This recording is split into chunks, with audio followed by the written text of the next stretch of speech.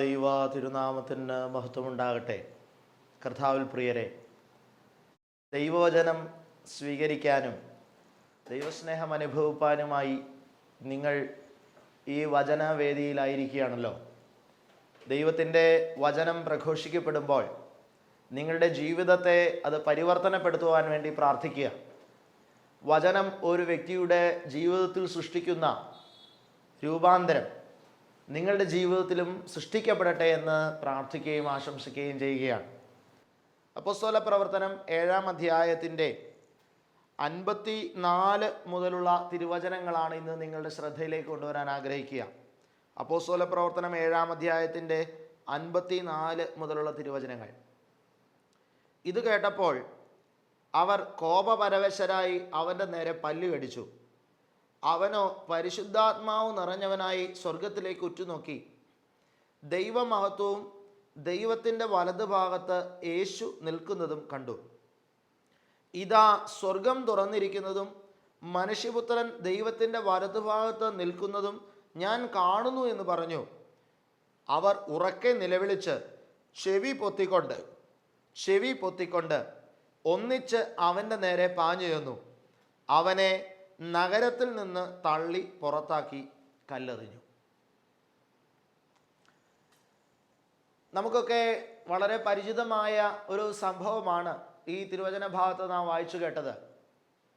സ്തേഫാനോസ് ഷെമ്മാശൻ്റെ ജീവിതത്തിലുണ്ടായ ആ ഒരു അനുഭവത്തെ, രക്തസാക്ഷിത്വത്തെക്കുറിച്ചാണ് ഈ തിരുവചന ഭാഗത്ത് നമുക്ക് കാണാൻ സാധിക്കുക. നമുക്കൊക്കെ ഈ സ്തേഫാനോസിനെ കുറിച്ച് നന്നായി അറിയാം. വളരെ നാം കേട്ടിട്ടുണ്ട്. സ്തേഫാനോസ് സഹദായുടെ പേരിലുള്ള ദേവാലയങ്ങളും ഒക്കെയും സ്ഥാപിതമാണ്. ഈ പിതാവിൻ്റെ ഈ സഹദായുടെ മധ്യസ്ഥതയിൽ അഭയപ്പെട്ടുകൊണ്ട് നമ്മളൊക്കെയും പ്രാർത്ഥിക്കുകയും ചെയ്യുന്നതാണ്. എന്നാൽ പലപ്പോഴും ഈ സ്തേഫാനോസ് തൻ്റെ ജീവിതത്തിലൂടെ കടന്നുപോയിട്ടുള്ള അനുഭവങ്ങളിലൂടെ നമുക്കാർക്കും കടന്നു പോകേണ്ടി വരുന്നില്ല എന്നുള്ളത് വാസ്തവമാണ്.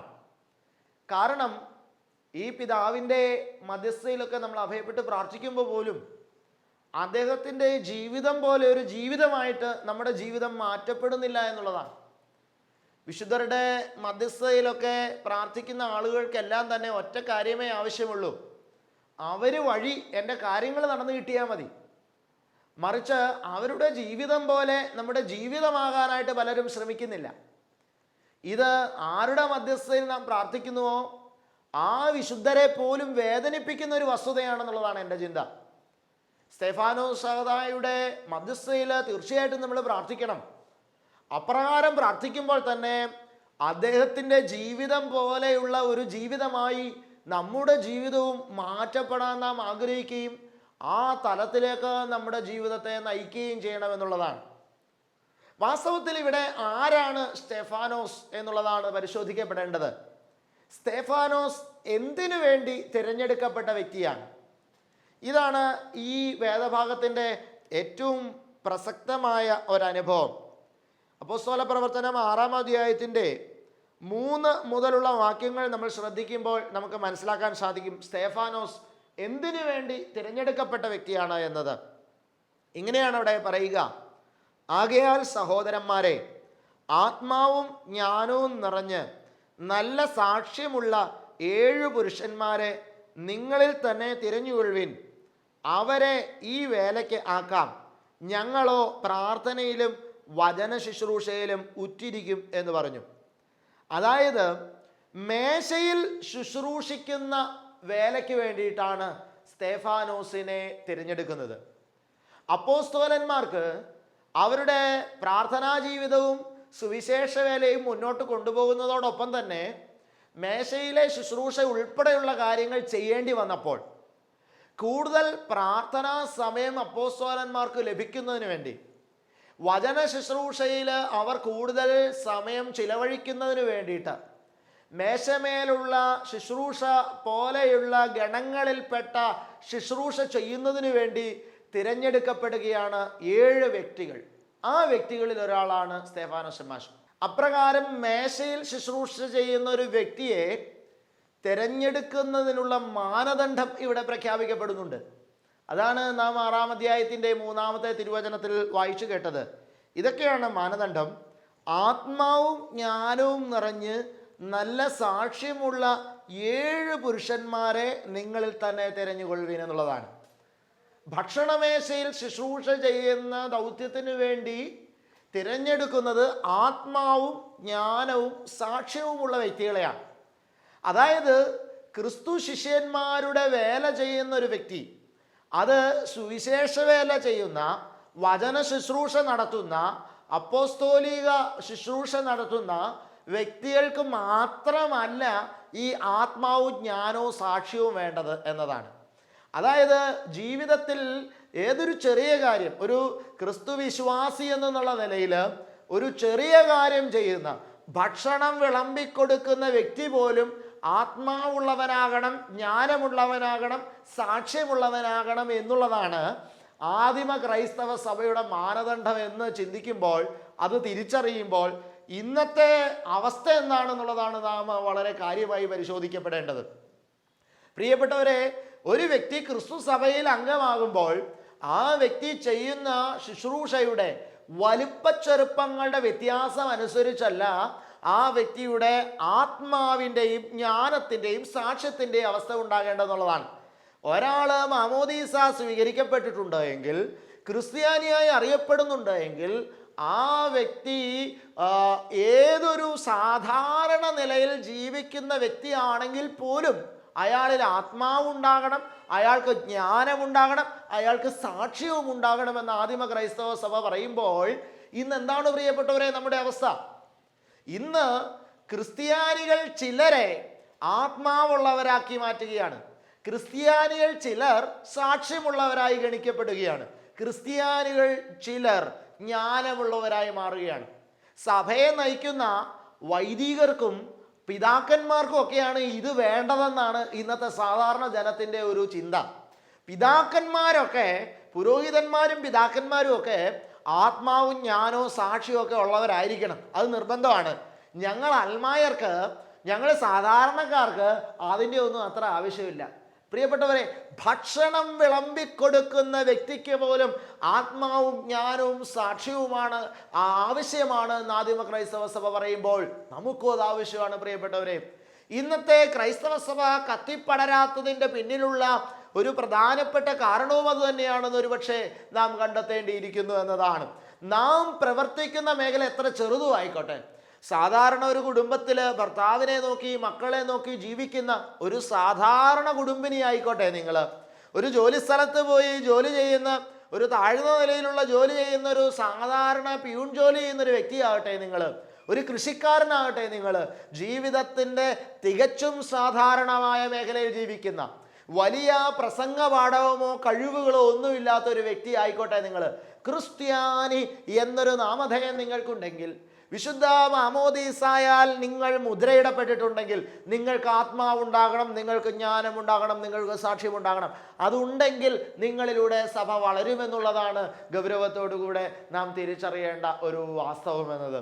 പ്രിയപ്പെട്ടവരെ, സ്തെഫാനോസ് അപ്രകാരം തിരഞ്ഞെടുക്കപ്പെടുകയാണ്. മേശയിൽ ശുശ്രൂഷിക്കുന്ന വ്യക്തി പരിശുദ്ധാത്മാവ് നിറഞ്ഞു സംസാരിക്കുന്നു. മേശയിൽ ശുശ്രൂഷിക്കുന്ന വ്യക്തിയാണ് ഇവിടെ പരിശുദ്ധാത്മാവ് നിറഞ്ഞു സംസാരിക്കുന്നത്.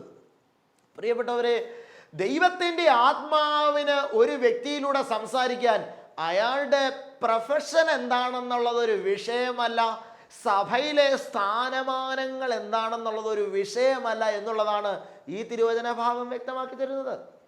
പ്രിയപ്പെട്ടവരെ, ദൈവത്തിൻ്റെ പരിശുദ്ധാത്മാവ് ഓരോ വ്യക്തിയിലൂടെയും സംസാരിക്കും. കൊച്ചു കുഞ്ഞുങ്ങളിലൂടെ പോലും സംസാരിക്കും. ഒരു സാധാരണ കൃഷിക്കാരനിലൂടെ സംസാരിക്കും. ഒരു കുടുംബസ്ഥനായ വ്യക്തിയിലൂടെ സംസാരിക്കും. പ്രിയപ്പെട്ടവരെ, നിങ്ങളിലൂടെ ദൈവത്തിൻ്റെ പരിശുദ്ധാത്മാവ് സംസാരിക്കും. നിങ്ങൾ ആരും ആകട്ടെ, നിങ്ങൾ എന്തു ആകട്ടെ, നിങ്ങൾ എത്രമാത്രം കുറവുകളുള്ള ബലഹീനതകളുള്ള ഒരു വ്യക്തിയാകട്ടെ, നിങ്ങളിലൂടെ ദൈവത്തിൻ്റെ പരിശുദ്ധാത്മാവ് സംസാരിക്കും. അതിന് സംശയമൊന്നുമില്ല. അത് തിരിച്ചറിയാൻ നമുക്ക് കഴിയണം. നമ്മളൊക്കെ പിതാക്കന്മാരിലൂടെ സംസാരിക്കുന്ന ദൈവസ്വരത്തെ കേട്ട് ജീവിക്കാൻ ആഗ്രഹിക്കുന്ന വിശ്വാസികളാണ്. തീർച്ചയായിട്ടും പിതാക്കന്മാരിലൂടെയും ദൈവം സംസാരിക്കും. പക്ഷേ അത് മാത്രമല്ല, നിങ്ങളിലൂടെയും ദൈവം സംസാരിക്കും. അതിന് ദൈവത്തിന് ആഗ്രഹമുണ്ട്. ദൈവം എല്ലാവരെയും ഒരുപോലെ സ്നേഹിക്കുന്നു. ദൈവരാജ്യത്തിൻ്റെ വേലയിൽ ഓരോരുത്തരും ഓരോ വിധത്തിൽ പങ്കാളികളാണ് എന്നുള്ളതേ ഉള്ളൂ. പക്ഷേ എല്ലാവരിലൂടെയും പ്രവർത്തിക്കാനാണ് ദൈവം ആഗ്രഹിക്കുന്നത്. ചിലർ ക്രിസ്തുവിൻ്റെ സഭയുടെ തലയാണെങ്കിൽ ചിലർ ക്രിസ്തുവിൻ്റെ സഭയിലെ കൈകളാണ്, നമ്മൾ ചിലർ കാലുകളാണ്, നമ്മൾ ചിലർ വിരലുകളാണ്, നമ്മൾ ചിലർ ക്രിസ്തുവിൻ്റെ ശരീരത്തിലെ കൊച്ചു കൊച്ചു നഖങ്ങളുടെ സ്ഥാനത്ത് വരെ ഉണ്ട് എന്ന് നമ്മൾ തിരിച്ചറിയാനായിട്ട് സാധിക്കണം. ഇതെല്ലാം കൂടെ കൂടിച്ചേരുമ്പോഴാണ് സഭ സഭയായി മാറുന്നത് എന്നുള്ളതാണ്. പ്രിയപ്പെട്ടവരെ, ഈ ആത്മാവ്, ജ്ഞാനം, സാക്ഷ്യം എന്നുള്ളത് ഞാൻ ഒരു വ്യക്തിയുടെ ശരീരത്തിലെ രക്തത്തോടും ഉപമിക്കാനായിട്ട് ഞാൻ ആഗ്രഹിക്കുകയാണ്. രക്തങ്ങളോടും കോശങ്ങളോടും ഹൃദയമിടിപ്പുകളോടും ഉപമിക്കാൻ ഞാൻ ആഗ്രഹിക്കുകയാണ്. ഒരു വ്യക്തിയുടെ ശരീരത്തിൽ രക്തയോട്ടമുണ്ട്, ഒരു വ്യക്തിയുടെ ശരീരത്തിൽ ഹൃദയം ഇടിക്കുന്നുണ്ട്. പ്രിയപ്പെട്ടവരെ, ഈ ഒരു വ്യക്തിയുടെ ഉള്ളിൽ പ്രവർത്തിക്കുന്ന പലതരത്തിലുള്ള സിസ്റ്റംസ് ഉണ്ട്. അപ്പം ഈ സിസ്റ്റംസ് എന്ന് പറയുന്നത് ശരീരത്തിൻ്റെ എല്ലാ ഭാഗങ്ങളിലും ഒരുപോലെയാണ് പ്രവർത്തിക്കുന്നത്. പ്രിയപ്പെട്ടവരെ, ഒരു മനുഷ്യൻ്റെ ബ്രെയിനിൻ്റെ ഉള്ളിലേക്ക് ബ്ലഡ് പ്രവേശിക്കുന്നുണ്ട്, നമുക്കറിയാം. ഹൃദയത്തിൻ്റെ ഉള്ളിലേക്ക് ബ്ലഡ് പ്രവേശിക്കുന്നുണ്ട്. ശരീരത്തിൻ്റെ വളരെ ഇമ്പോർട്ടൻ്റ് ആയിട്ടുള്ള ഭാഗങ്ങളാണ് ബ്രെയിന്, ഹാർട്ട് എന്നൊക്കെ പറയുന്ന തലങ്ങൾ. പക്ഷെ അവിടെ പ്രവേശിക്കുന്ന അതേ ബ്ലഡ് തന്നെയാണ് ശരീരത്തിൻ്റെ ഓരോ വിരലുകളുടെ അഗ്രങ്ങളിലും വന്ന് കയറി ഇറങ്ങി പോകുന്നത് നമ്മൾ തിരിച്ചറിയണം. തലയാണ് ഇമ്പോർട്ടൻ്റ് റോള് വഹിക്കുന്നത്. ഹാർട്ടും തലയൊക്കെയാണ് ഒരാളുടെ ശരീരത്തിൻ്റെ ഇമ്പോർട്ടൻ്റ് റോള് വഹിക്കുന്നത്. അതുകൊണ്ട് ഹാർട്ടിനും തലയ്ക്കും വേറെ ക്വാളിറ്റി കൂടിയ ബ്ലഡ്, കൈക്കും കാലിനും ഒന്നും അത്ര ഇമ്പോർട്ടൻ്റ് റോളില്ല. അതുകൊണ്ട് കൈക്കും കാലിനും ക്വാളിറ്റി കുറഞ്ഞ ബ്ലഡ്, അങ്ങനെ ഒരു സിസ്റ്റം ഉണ്ടോ മനുഷ്യൻ്റെ ശരീരഘടനയിൽ?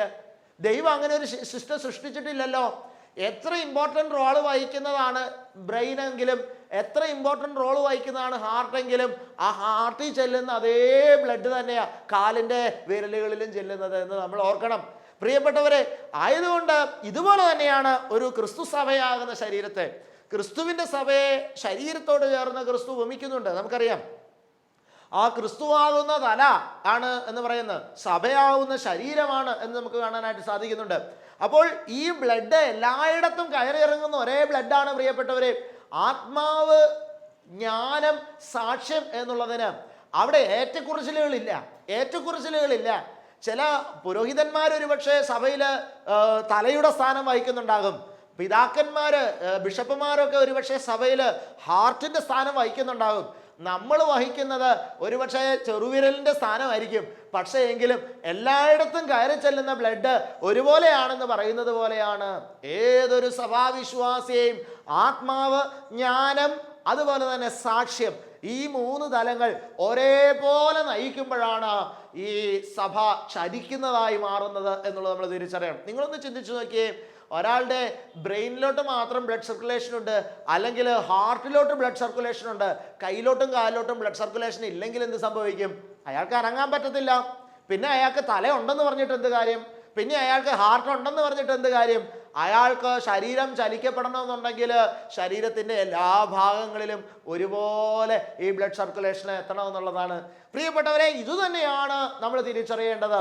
നമ്മുടെ ജീവിതം സഭയിലെ ഒരു ചെറിയ സ്ഥാനം വഹിക്കുന്ന ഒരു ജീവിതം മാത്രമായിരിക്കാം. ഒരു സാധാരണ ഇടവാംഗത്തിൻ്റെ, ഒരു സാധാരണ അൽമായക്കാരൻ്റെ ഒരു റോളായിരിക്കാം ഈ സഭയിൽ. പക്ഷെ നിന്റെ ജീവിതത്തിലും ആത്മാവും ജ്ഞാനവും സാക്ഷ്യവുമാകുന്ന ബ്ലഡിൻ്റെ ഓട്ടം ഇല്ല എന്നുണ്ടെങ്കിൽ സഹോദര, സഭ മൊത്തത്തിൽ നിർജീവമാകും. സഭയ്ക്ക് ചലിക്കാൻ കഴിയത്തില്ല, സഭയ്ക്ക് വേണ്ടതുപോലെ സജീവമായി പ്രവർത്തിക്കാൻ കഴിയുകയില്ല എന്നുള്ളത് നമ്മൾ തിരിച്ചറിയേണ്ട ഒരു വസ്തുതയാണ് എന്നുള്ളതാണ്.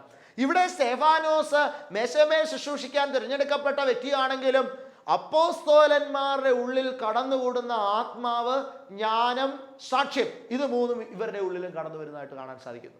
ആ സാക്ഷ്യത്തിൽ നിന്നുകൊണ്ട് മേശയിൽ ശുശ്രൂഷിക്കുന്ന സ്തെഫാനോസ് പ്രസംഗിക്കുകയാണ്. പ്രിയപ്പെട്ടവരെ, സ്തെഫാനോസിൻ്റെ പ്രസംഗമാണ് 7-ാം അധ്യായം മുഴുവൻ നമ്മൾ പരിശോധിക്കുമ്പോൾ നമുക്ക് കാണാൻ സാധിക്കുക. 6-ാം അധ്യായത്തിൻ്റെ ഏകദേശം പാതി മുതൽ 6-ാം അധ്യായത്തിൻ്റെ 8-ാമത്തെ വാക്യം മുതൽ 7-ാം അധ്യായത്തിൻ്റെ അവസാനത്തെ വാക്യം വരെ, സ്തെഫാനോസിൻ്റെ 33-ാമത്തെ വാക്യം വരെ ഏകദേശം 41 വാക്യങ്ങൾ സ്തെഫാനോസിൻ്റെ പ്രസംഗമാണ് നമുക്ക് കാണാൻ സാധിക്കുക. വളരെ വിശാലമായിട്ട് സ്തെഫാനോസ് തീവ്രമായിട്ട് ശക്തമായിട്ട് പ്രസംഗിക്കുകയാണ്. സ്തെഫാനോസിൻ്റെ ഈ പ്രസംഗം നമ്മളൊന്ന് പരിശോധിച്ച് കഴിയുമ്പോൾ അറിയാം, അപ്പോസ്തോലന്മാർ പ്രസംഗിച്ച അതേ പ്രസംഗം തന്നെയാണ് സ്തെഫാനോസും പറയുന്നത്. അപ്പോസ്തലന്മാർ എന്ത് പ്രസംഗമാണോ പറയാൻ ഉദ്ദേശിക്കുന്നത്, എന്താണ് അപ്പോസ്തലന്മാർ ലോകത്തോട് സംസാരിക്കാൻ ആഗ്രഹിക്കുന്നത്, അതേ സുവിശേഷം തീവ്രമായിട്ട് സ്തെഫാനോസും പറയുകയാണ്. വ്യത്യാസമൊന്നുമില്ല. പക്ഷേ അവിടെ സ്തെഫാനോസിന്റെ നേരെ ജനം കല്ലെറിഞ്ഞു, സ്തെഫാനോസിനെ കൊല്ലാൻ കൊല്ലുന്നു എന്നുള്ളതാണ് നമ്മളിവിടെ കാണാൻ സാധിക്കുക. അപ്പോസ്തലന്മാർ പ്രസംഗിക്കുന്ന അതേ കാര്യങ്ങൾ സ്തെഫാനോസ് പ്രസംഗിച്ചിട്ട് എന്തുകൊണ്ട് സ്തെഫാനോസിനെ അവർ കല്ലെറിഞ്ഞു വന്നു? എന്തുകൊണ്ട് അപ്പോസ്തലന്മാരുടെ നേരെ ആ ഒരു ആക്ഷൻ ഉണ്ടായില്ല? അപ്പോസ്തലന്മാർ പിന്നീട് കൊല്ലപ്പെടുന്നത് നമുക്കറിയാം. പക്ഷെ ഈ സമയത്ത് എന്തുകൊണ്ട് അപ്പോസ്തലന്മാരുടെ നേരെ ആ ഒരു ആക്ഷൻ ഉണ്ടായില്ല? സ്തെഫാനോസിന്റെ നേരെ എന്തുകൊണ്ട് അവന്റെ നേരെ ദേഷ്യപ്പെട്ടു? അതിന് കാരണമുണ്ട് പ്രിയപ്പെട്ടവരെ. കാരണം ഇതാണ്: മേശയെ ശുശ്രൂഷിക്കാനിരിക്കുന്നവൻ വചനം പ്രസംഗിച്ചതിൻ്റെ ചുരുക്കാണ്. മേശയിൽ ശുശ്രൂഷിക്കാൻ വിളിക്കപ്പെട്ടവൻ, എടാ നീ ഇരിക്കേണ്ട സ്ഥാനത്തിരിക്കണം, നീ ഇരിക്കേണ്ട സ്ഥാനത്തിരിക്കണം. നീ വചനം പ്രസംഗിക്കാൻ വന്നാൽ നീ കല്ലെറിഞ്ഞു കൊല്ലപ്പെടും. മേശയിൽ പ്രസംഗിക്കാൻ വന്ന ഒരുത്തൻ്റെ വായിൽ നിന്ന് കേട്ട തീവ്രമായ വചനം കേട്ടിട്ടാണ് ഇവർ പല്ല് കടിച്ച് ദേഷ്യപ്പെട്ട്, ഇങ്ങനെയാണ് ആ വചനഭാഗത്ത് എഴുതിയത്, ചെവി പൊത്തി നിലവിളിച്ചുകൊണ്ട് ഓടിച്ചെന്ന് കല്ലെടുത്ത് അവനെ എറിഞ്ഞു കൊന്നു എന്നുള്ളതാണ് പ്രിയപ്പെട്ടവരെ. അപ്പോൾ അവനായിരിക്കുന്ന സ്ഥാനത്തിൻ്റെ, ഉത്തരവാദിത്വത്തിൻ്റെ, ജോലിയുടെ അടിസ്ഥാനത്തിലാണ് അവിടെ ഉണ്ടായിരുന്ന സമൂഹം സ്തെഫാനോസിനെ കാണാനായിട്ട് ശ്രമിക്കുന്നത്. കാറ്റഗറൈസ് ചെയ്യുക. ഇത് ഇന്ന് നമ്മുടെ സഭകളിൽ, പ്രത്യേകിച്ച് അപ്പോസ്തോലിക സഭകളിലെല്ലാം ഉള്ള ഒരു പ്രശ്നമായിട്ട് എനിക്ക് പലപ്പോഴും തോന്നാറുണ്ട്. നമ്മൾ പലപ്പോഴും ദൈവവചനം ശുശ്രൂഷിക്കുന്നവരെ കാറ്റഗറൈസ് ചെയ്ത് സംസാരിക്കുന്നു. എനിക്കറിയാം, എന്നോട് വളരെ സ്നേഹമുള്ള എൻ്റെ സുഹൃത്ത്, ഒരു സന്യാസി വൈദികനായിട്ടുള്ള ഒരു അച്ഛനുണ്ട്. അദ്ദേഹം എന്നോട് പറയുകയാണ്, ഒരിക്കൽ പറഞ്ഞൊരു അനുഭവം ഞാൻ ഓർക്കുകയാണ്. അദ്ദേഹം സെമിനാരിയിൽ ഒക്കെ പഠിക്കുന്നതിന് മുമ്പ് തന്നെ കൊച്ചു കൊച്ചു പ്രസംഗങ്ങളൊക്കെ അദ്ദേഹം നടത്തുമായിരുന്നു, പള്ളിയിലൊക്കെ പ്രസംഗിക്കുകയൊക്കെ ചെയ്യുമായിരുന്നു. അപ്പോൾ അദ്ദേഹം ഒരിക്കൽ സെമിനാരിയിലൊക്കെ പോകുന്നതിന് മുമ്പ് ഒരു ആത്മായ ശുശ്രൂഷനായിട്ട് നടക്കുന്ന സമയത്ത്, ഒരു സാധാരണ വിശ്വാസി നടക്കുന്ന സമയത്ത് തൻ്റെ പള്ളിയിൽ ഒരു 45 മിനിറ്റ് ഒരു പ്രസംഗം നടത്തി. അത് കേട്ടിട്ട് ഇറങ്ങി വന്ന ആളുകൾ പലരും ഇദ്ദേഹത്തെ വിമർശിച്ചു എന്നാണ് പറയുക. നീ പ്രസംഗിച്ചത് ശരിയായിട്ടില്ല, ആ ആശയങ്ങളൊന്നും അത്ര പോരാ, അത് കുറച്ചുകൂടെ നല്ല ആശയങ്ങളൊക്കെ ഉണ്ടാവണം, അങ്ങനെയൊക്കെ പറഞ്ഞ് കുറേ ഉപദേശിച്ചു എന്നാണ് പറഞ്ഞത്. ഇതെല്ലാം കഴിഞ്ഞ് കുറേ കാലം കഴിഞ്ഞ് അദ്ദേഹം സെമിനാരി പഠിച്ചു, ഷെമ്മാശനായി കഴിഞ്ഞപ്പോൾ അദ്ദേഹം അതേ പ്രസംഗം പ്രസംഗിച്ചു എന്നാണ് അദ്ദേഹം പറയാം. അപ്പോൾ ആളുകൾ പറഞ്ഞു, കുഴപ്പമില്ല, നന്നായിട്ടൊക്കെ ഉണ്ട്, പണ്ടത്തേതിലും മെച്ചപ്പെട്ടിട്ടുണ്ട്, ഇപ്പം ആശയമൊക്കെ കുറച്ചുകൂടെ നന്നായിട്ടുണ്ട്. പക്ഷേ പുള്ളിക്കാരൻ പറയുന്നത് എന്താണെന്ന് വെച്ചാൽ, പഴയ ആശയം തന്നെ പുള്ളി ഇപ്പോഴും പ്രസംഗിച്ചത് തന്നെയാണ്, പഴയ കാര്യം തന്നെ ഞാൻ ഇപ്പോഴും പ്രസംഗിച്ചത്. പക്ഷേ എന്തുകൊണ്ടാണ് വീണ്ടും ഇങ്ങനെ സംസാരിക്കുന്നത്? ആളുകൾ അപ്പോഴത്തേനും ഇദ്ദേഹത്തിൻ്റെ സ്ഥാനം മാറി. ഇദ്ദേഹം ഷെമ്മാശൻ എന്നുള്ള കുറച്ചുകൂടെ പദവിയിലോട്ട് വന്നു. കുറേ കാലം കഴിഞ്ഞിട്ട് ഇദ്ദേഹം ഒരു അച്ഛനായി മാറി കഴിഞ്ഞപ്പോൾ ഇതേ പ്രസംഗിച്ചു കഴിഞ്ഞപ്പോൾ ആളുകൾ പറഞ്ഞു, നന്നായിട്ടുണ്ട് കേട്ടോ, കുറേ കൂടെ നന്നായിട്ടുണ്ട്, എല്ലാം മെച്ചപ്പെട്ടിട്ടുണ്ടെന്ന് പറയും. അത് കഴിഞ്ഞ് അദ്ദേഹം ഒരു സന്യാസി വൈദികനായ റംബാച്ചൻ എന്ന് പറയുന്ന ഒരു സ്ഥാനത്തേക്ക് അദ്ദേഹം മാറ്റപ്പെട്ടു. അതിനുശേഷം ഇതേ പ്രസംഗം പ്രസംഗിക്കുമ്പോൾ ആളുകൾ അദ്ദേഹത്തെ ഭയങ്കരമായിട്ട് അപ്രീഷിയേറ്റ് ചെയ്യുന്നതെന്ന് അദ്ദേഹം എന്നോട് പറഞ്ഞു. എന്നോട് പേഴ്സണലി ഷെയർ ചെയ്തതാണ്. എന്നിട്ട് അദ്ദേഹം പറയായിരുന്നു, എൻ്റെ അച്ഛാ, ഞാൻ അന്ന് അൽമാനായപ്പോൾ പ്രസംഗിച്ച അതേ ടോക്കാണ് ഞാൻ ഇപ്പോഴും പറഞ്ഞത്. പക്ഷേ ആളുകളുടെ റെസ്പോൺസ് മാറുന്നത് കണ്ടോ? എന്താണ് മാറുന്നതിൻ്റെ കാരണം? എൻ്റെ പ്രസംഗത്തിൻ്റെ ആശയം മാറിയിട്ടല്ല, എൻ്റെ സ്ഥാനം മാറിയതനുസരിച്ച് ആളുകളുടെ അതിനോടുള്ള അഭിപ്രായം മാറ്റപ്പെട്ടു.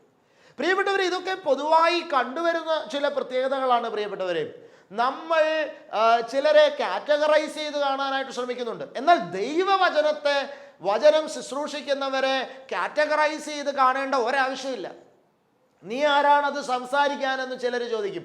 പ്രിയപ്പെട്ടവരെ, ഒരു സുപ്രധാനമായ ഒരു കാര്യം ഒരു വേദിയിൽ ഒരു സാധാരണക്കാരൻ പങ്കുവെച്ചാൽ നീ ആരാണത് സംസാരിക്കാനെന്ന് പലരും ചോദിക്കുന്നത് കാണാൻ സാധിച്ചിട്ടുണ്ട്.